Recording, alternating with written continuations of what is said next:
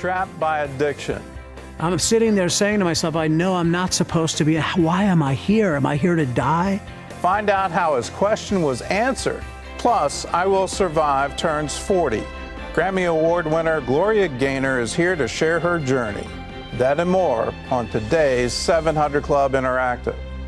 Well, welcome to the show. Recently, the Center for Disease Control reported that nearly 2% of high school students are now identifying as transgender. The report also claimed that more than 1/3 of those same students attempted suicide. Some medical professionals are treating these youth with hormones, puberty blockers, and even surgeries. But one doctor says the children need psychiatric, not medical help. Here's Heather Sells with the story.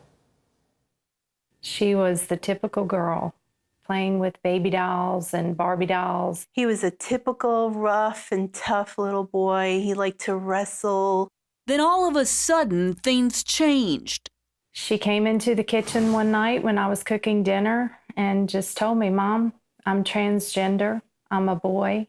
He said, I went to this clinic and I have gender dysphoria and I was born in the wrong body and I should have been a girl. She now has a very deep voice, facial hair, a receding hairline.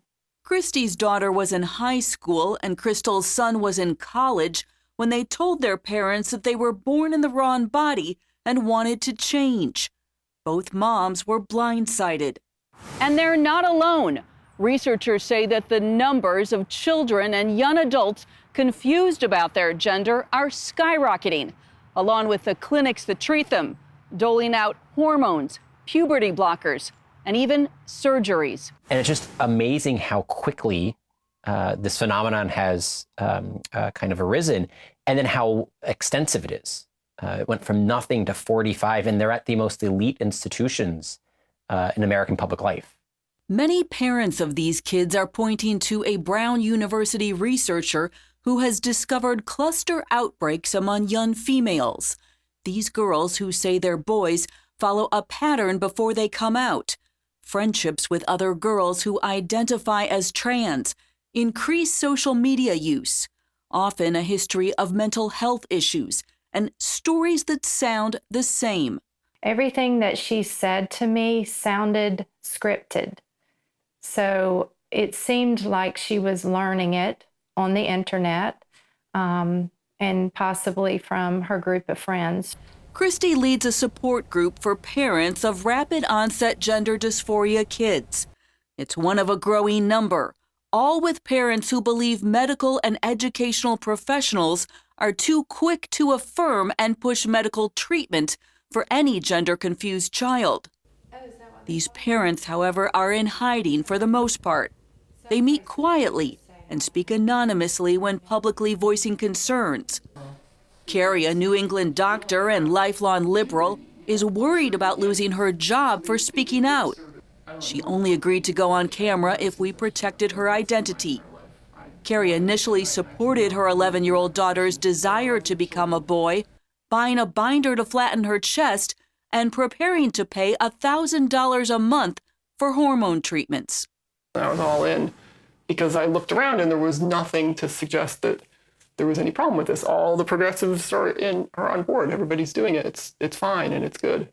Then Carrie became suspicious because 3 other girls in her daughter's class had also identified as boys and were starting hormones. When her daughter asked for puberty blockers, Carrie's research led to alarm after learning of side effects like sterility and a host of other issues. There's a lot of evidence that Lupron decreases your cognitive ability. It decreases your memory. It definitely decreases your bone density. Mm-hmm. And it stops the hormone cascade that puberty is designed to flood your body with these sex hormones that makes all of you mature. Johns Hopkins psychiatrist Paul McHugh believes these young patients need psychiatric care, not hormones and puberty blockers, telling CBN News there's no solid research backing pediatric transgender medicine. I'm of a great fear that we're in the midst of a political rather than a medical enterprise here. It's entirely experimental. They don't have a single long-term study on the long-term consequences of permanently blocking puberty in a human being's body. While in many ways the movement appears unstoppable, the growing number of parents quietly rising up could make a difference. This is happening to the bodies of young people. And it's the medical intervention into the bodies of young people. And I think that makes a lot of parents sit up, whether they're on the left or the right, whether they're religious or secular. McHugh believes once many of these patients realize what's happened to them, a new generation of medically scarred and sterile transgenders will call for justice. Eventually the truth will out, and we'll know, and I think we'll know tragically, that many of these children have been cruelly treated. For now, Carrie has stopped plans for her daughter's medical treatment and ultimately hopes to speak out publicly. I do not understand my profession right now. I'm appalled. I think we're going to look back on this like we look back on lobotomies. Both Crystal and Christy plan to keep making their case, although their children are legally adults and continue to use hormones. He knows that he can call me if he ever needs anything, or if he wants to come home, the door is always open. I cannot give up hope that she's going to realize that this is a mistake and she will stop the transition and want to come home and be with her family again.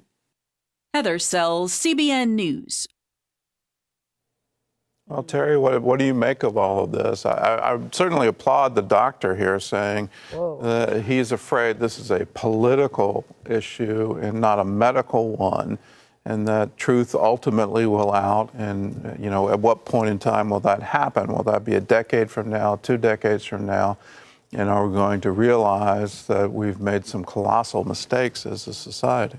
Well, I don't think there's a question that it's a political issue. I mean, you look at all the ways that it's invaded our culture. It's not just a few teenage kids who are thinking maybe they're in the wrong body. I mean, this is, you know, coming after people in business who don't support a certain lifestyle. I think it's things are being taught in libraries and public schools to kids that are, first of all, age inappropriate, but second, whatever happened to reading, writing, and arithmetic? And it's up to the parents to talk to children about sexuality, sex itself.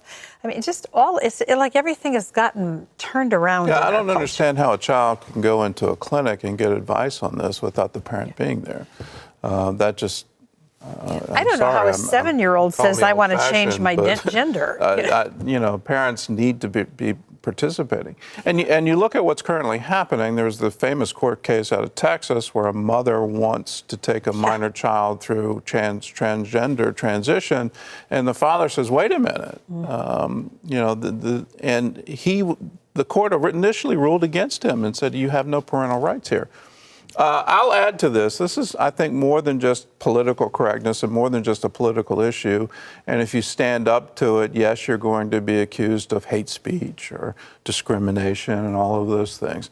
But I think there's a spiritual agenda here. Absolutely. And you go back to Roman times and the birth of Christianity. There was the worship of Cybele, and the priest of Cybele went through a sex change so that they could be more like the goddess. There's a spiritual component here, and as Christians, we need to recognize what we're wrestling with. We're not wrestling with people, and we need to love people no matter where they are on this. But we need to realize we're in a spiritual battle, and there are principalities and powers at work here. Absolutely. And we're made in the image and likeness of God. Yes. You know, the enemy loves to mess with that. And he loves to cut off the next generation, which is what this is doing. It's leading to sterility. He's trying to cut off future generations. Well, up next, she's the Grammy-winning recording artist, best known for her 1978 hit, I Will Survive. Gloria Gaynor joins us to talk about her faith journey and her new album right after this.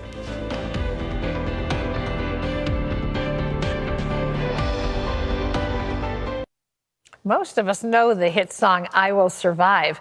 Back in 1978, that song won Gloria Gaynor her first Grammy. 4 decades of musical hits later, Gloria is still going strong, and she credits God for her success. Over the past 40 years, Grammy Award-winning superstar Gloria Gaynor has achieved global stardom and musical recognition with iconic hit songs like I Will Survive. Upon release, that song became an anthem for many facing adversity.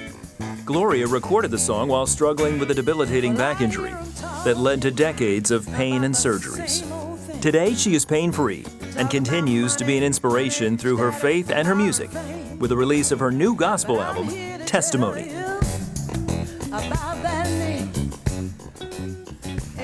Gloria Gaynor joins us now. Welcome. It's so great to have you with us. Thank you. It's wonderful to be here. Here's your latest release, Testimony, already up for a Grammy for Best Roots Gospel Album.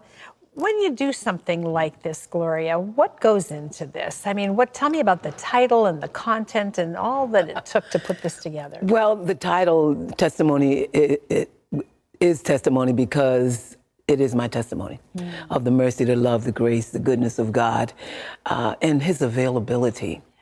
And what goes into it is a lot of work, a lot of coming together and supporting one another and inspiring one another with the melodies, the lyrics, and a lot of people, talent that God has given out so much talent in this industry. Is it as much fun as it looks like when you go in to record with friends? It is so much fun.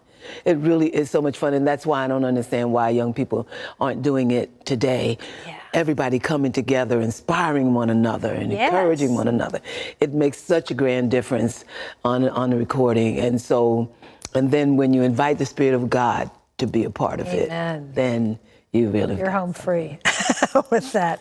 Let's go back to I Will Survive. What's the story behind that? Because that was a powerful song with powerful lyrics. Yes, well, the song came about because the record company president they got a new president, and he came over from England, where I'd been quite popular. And even though the record company had said they were initially going to let my contract die, when he came, he decided he wanted me to record a song that he'd made success with in England. And when I went out to California to record that song, I asked the producers what was going to be the B-side. You remember the B-side? And they said, well, what kind of songs do you like to sing? I said, I like songs that are meaningful, that touch people's hearts, that have good melodies. They said, we think you're the one we've been waiting for to record this song that we wrote 2 years ago. Wow. So I've always believed God said to them, sit down, write this song, wait a minute, gonna send you something. You have such a powerful voice, and that song has a powerful message. Did you know the minute you heard it that it was going to be a hit? I knew the minute I read the lyrics. Really? Because I'm standing there relating to it my back surgery, the fact that my mother had passed away just a few years prior, something I never thought I'd survive. And I'm thinking, and I said to them, what are you, nuts? You're going to put this on the B-side? This is a timeless lyric. Everybody will be able to relate to this. Anything they're going through that they think is insurmountable and yet hope they'll survive. So how did that work? Did the B-side become the hit, or did they listen to you and switch I Will Survive to They the wouldn't A-side? listen to me. Really? Well, they wouldn't even listen to the song. They learned in the long run. They should have listened to you. You mentioned your back surgery. You had an accident that anybody could have had happen. It was on stage, right? Tripped over one of the speakers or something? Yes. Damaged your back. What happened? Well, I don't, to this day, don't know exactly what happened, except that the disc was ruptured. And they didn't know how to treat that in those days. They didn't know what to do. I had all kinds of exams and things. I was in hospital for 4 months while they tried to determine what they should do with me. And finally, they decided to do the surgery and fuse the spine. But you know, when you fuse one area of your spine, the part above that or below that is double taxed. And so now that weakens and you have problems with that. Were you afraid that maybe your career was over? You were in a lot of pain. Absolutely, I thought my career might be over. And I was crying out to God saying, oh my, what are you gonna do? You gotta do something for me here. You know, you've given me this talent and now I don't know if I'm gonna be able to use it. you know. So all these decades went by, and then last year, right, you had this other surgery that, Yes. I mean, when you tell me what it is, I kind of cringe. You had rods put in your back. I now have 12 rods in my back. It was 18 hours of surgery. Wow. 2 separate surgeries, 3 days apart, one 12 hours, one 6 hours. But I was confident it was going to be all right, because before I went in, I prayed and I asked God to use that doctor's hands as his hands. Give him the wisdom, knowledge, and skill that he needed to accomplish this, rectifying my problem with my spine. And it did just that. And he did just that. Wow. He did just that. Amazing. You're pain-free today? I am pain-free. Wow, that's God. unbelievable. Talking About Jesus is up for an award as well. Tell me about that song. Yes. Well, that's a song that was written by Chris Stevens and myself and Brian Fowler. And it's a song that really tells, I believe, about Jesus. And I just want everybody, I'm so in love with Jesus. I just want everybody to know about him. Thank you.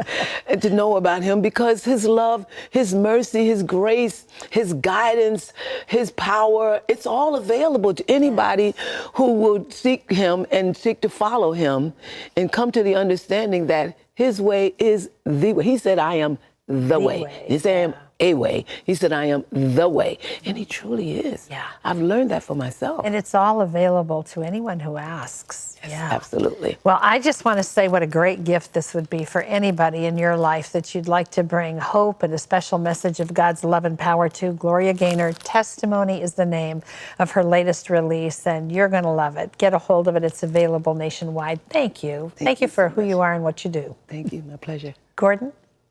Up next, after 20 years of drug abuse, a crack addict can't even stand to look at himself. I'm not going to look in the mirror at myself. The mirror tells the tale. No one looks in the mirror. No one. See how a supernatural intervention saves this man when we come back.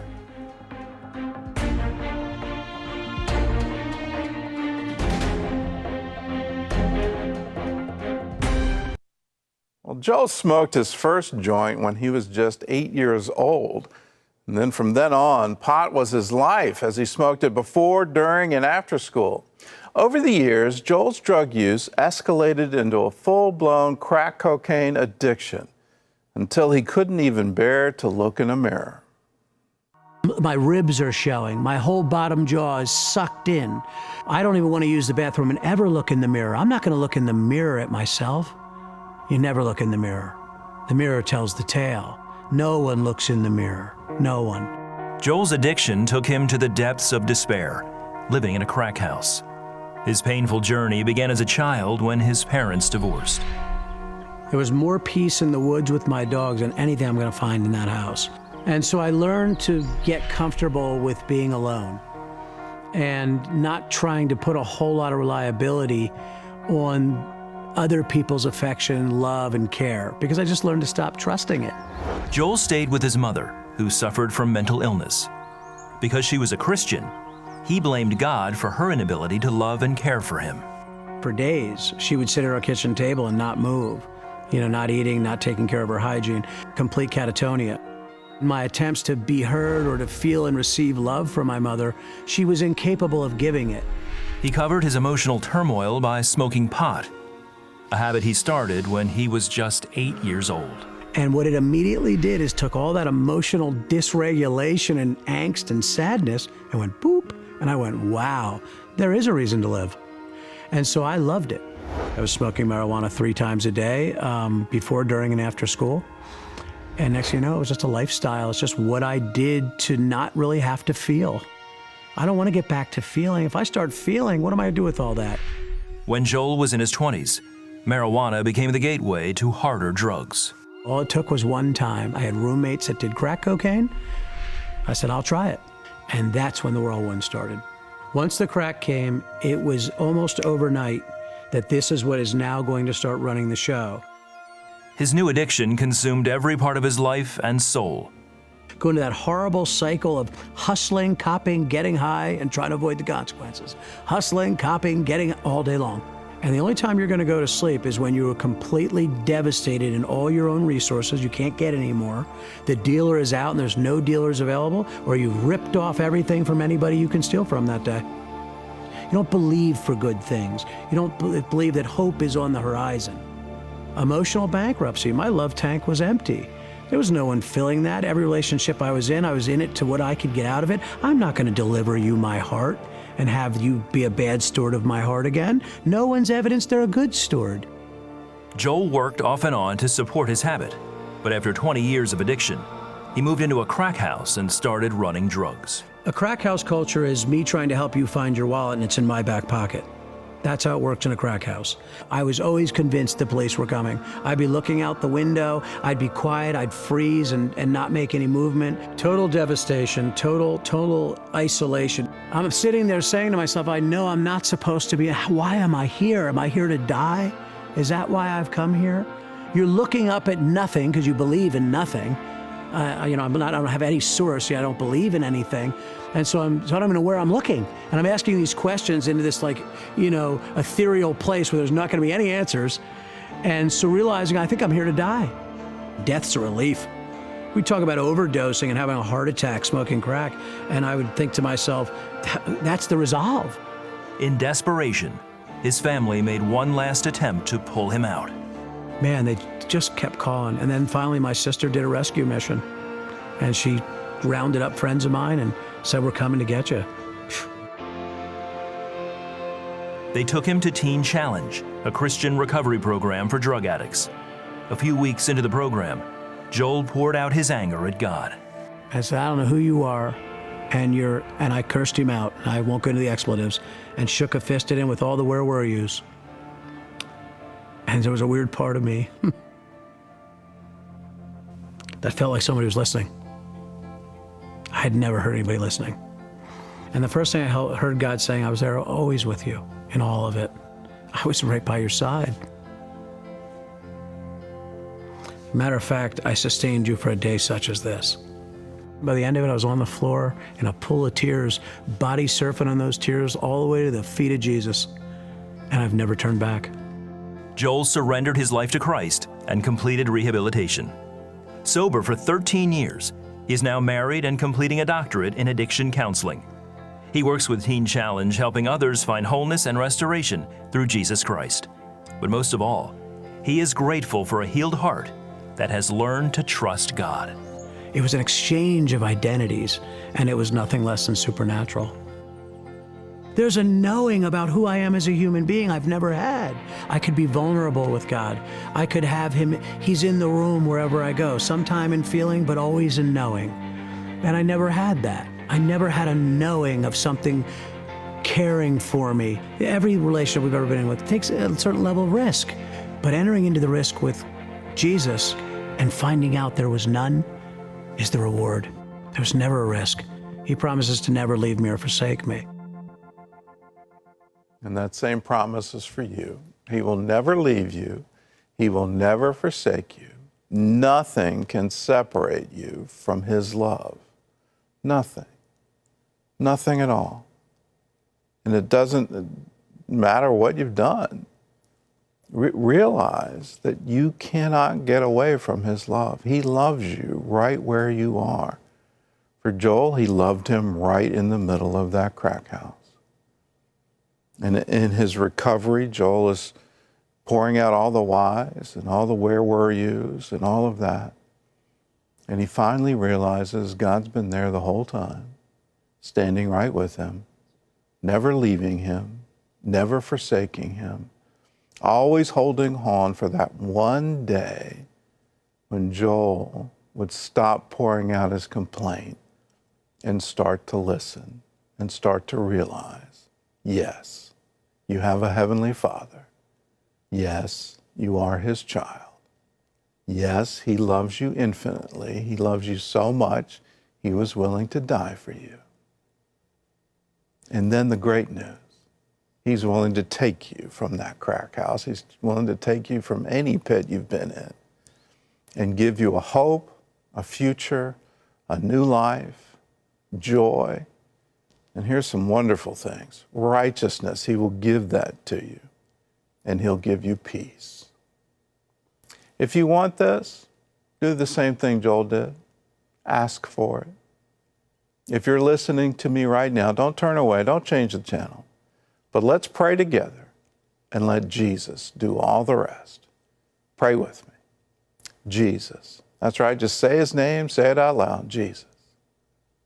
You know the things that I've done wrong. You know the things that have happened to me. I ask that you forgive me. I ask that you change me. I ask that you come into my heart. And Jesus, I ask that you show me how much you love me. Do this, Lord, for I ask it in Jesus' name. Amen. If you prayed with me, let me know. Give me a call, 1-800-700-7000. Got a free packet for you called A New Day. It's all free. Phone call's free. Here's a word from Psalms. A father to the fatherless, a defender of widows is God in his holy habitation.